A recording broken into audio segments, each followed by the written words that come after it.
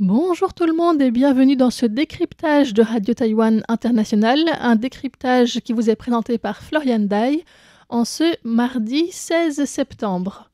Aujourd'hui, nous parlerons du rond-point de Gongguan en centre-ville de Taipei. C'est un carrefour majeur de la ville et aussi un lieu d'accident fréquent en tête de liste depuis des années comme point noir de la sécurité routière de la capitale. Et c'est pourquoi la municipalité de Taipei a engagé des travaux démarrés tout juste samedi dernier dans le but de modifier le carrefour et de le rendre plus sécuritaire en le remplaçant par une intersection avec des feux de signalisation et en comblant la voie de bus souterraine qui passait en dessous. Cependant, des critiques à la fois sur le contenu des modifications prévues et sur la manière dont elles ont été décidées restent vives. Le rond-point de Gongguan est un lieu qui a certainement besoin de modifications. C'est donc un très grand rond-point avec 7 routes différentes qui arrivent, construit originellement en 1967 et qui comprend notamment les grands axes Roosevelt et Keelung. Une voie réservée aux bus passe en dessous et le rond-point est également surplombé par une route surélevée. Ce rond-point est aussi le théâtre de très nombreux accidents, puisque ça fait 7 ans de suite que c'est le point avec le plus d'accidents de la ville de Taipei, en moyenne 3 accidents tous les 4 jours. C'est aussi, en conséquence, le lieu avec le plus grand nombre de blessés sur la route de la ville. Il est situé tout près de l'Université nationale de Taïwan, mais aussi d'un campus de l'Université nationale normale de Taïwan, et à un endroit où passent des bus qui vont vers l'Université nationale Zhengzhi. Les étudiants de ces 3 universités font partie de ceux qui protestent contre les travaux qui ont juste débuté récemment. Mais revenons d'abord en arrière, puisque c'est en mars de cette année que le maire de Taipei, Jiang Wan-an, donc du parti Kuomintang ou KMT,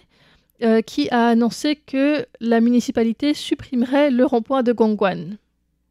Il explique donc que c'est un lieu où il y a beaucoup d'accidents, ce que personne ne nie, et que la conception du rond-point a accru le risque d'accident à la fois pour les voitures et les motos, tout en rendant la traversée difficile et dangereuse pour les piétons. Le maire de la ville, Jiang Wan-an, explique que le département des transports de la municipalité avait initialement prévu de réaménager le carrefour tout en conservant une voie souterraine pour les bus, mais qu'il a finalement reconsidéré sa décision en raison du réseau de puits d'aération et de systèmes de pompage d'eau à l'intérieur du rond-point et des conduites d'alimentation en eau sous la route.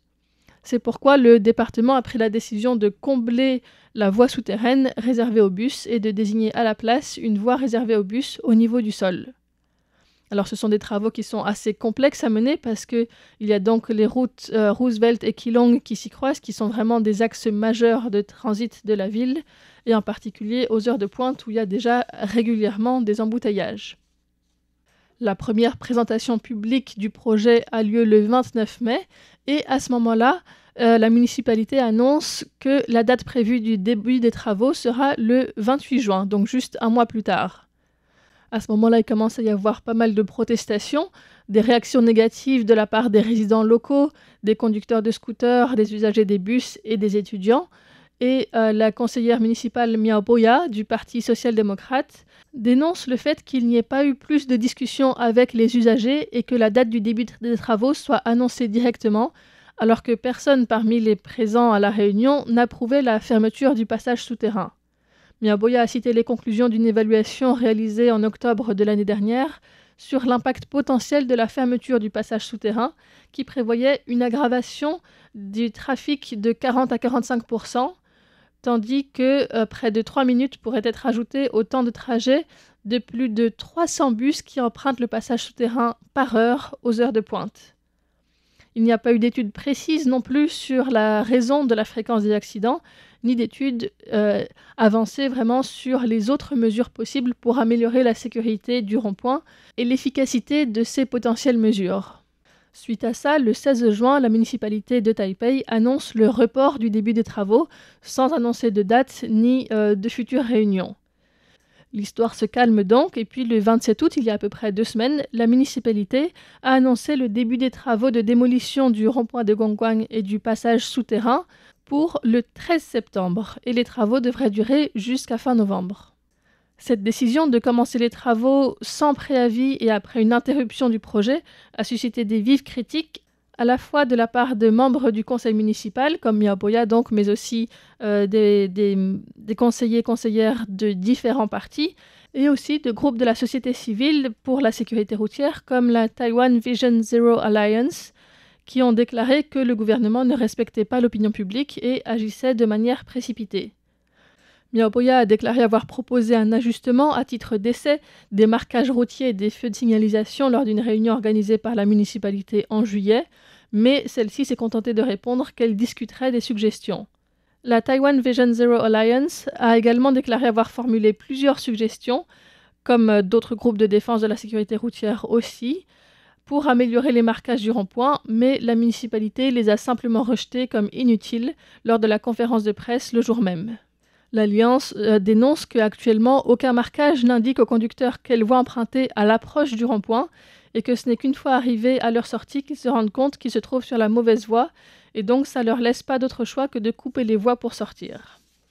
Et si c'est vrai qu'un carrefour équipé de feux de signalisation offrirait plus d'espace aux piétons, le groupe a aussi remarqué que le rond-point pouvait aussi être amélioré et que la municipalité devrait d'abord tester des solutions moins coûteuses telles que le marquage routier avant de passer directement à sa suppression. Malgré les protestations, la ville de Taipei est restée sur sa position de, d'une part, combler la voie de bus souterraine et, d'autre part, remplacer le grand rond-point par un carrefour avec des feux de signalisation et une voie réservée aux bus. Un responsable du projet a expliqué que le comblement du passage souterrain durera 44 jours, avec des travaux jour et nuit, et sera suivi de la démolition du rond-point en 21 jours, avec des travaux seulement de 11h du soir à 6h du matin. Selon le département des transports de Taipei, la refonte permettra de raccourcir le passage piéton de 23%, d'agrandir l'espace réservé aux piétons et de donner plus d'espace aux bus à l'intersection. À l'approche du début des travaux, il y a eu des manifestations, à la fois vendredi soir et ce week-end. Et puis depuis vendredi minuit, donc, les travaux ont commencé et les bus ne prennent plus le souterrain. Une forte présence policière a empêché les manifestants de bloquer le début des travaux et a redirigé le trafic routier ensuite.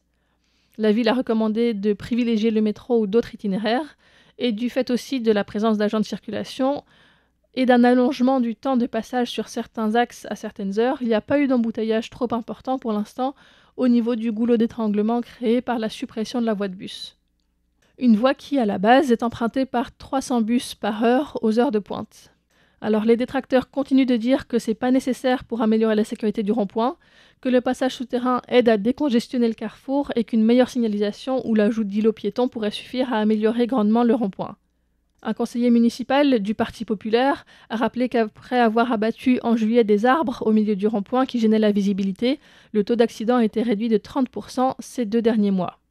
Alors est-ce qu'il est vraiment nécessaire d'entreprendre ces travaux ? Personnellement, j'ai un doute. Admettre qu'on n'a pas choisi la meilleure solution, c'est pas toujours évident, mais sur la route comme en politique, c'est important de vérifier l'itinéraire avant de se lancer et quand il faut, de savoir faire marche arrière.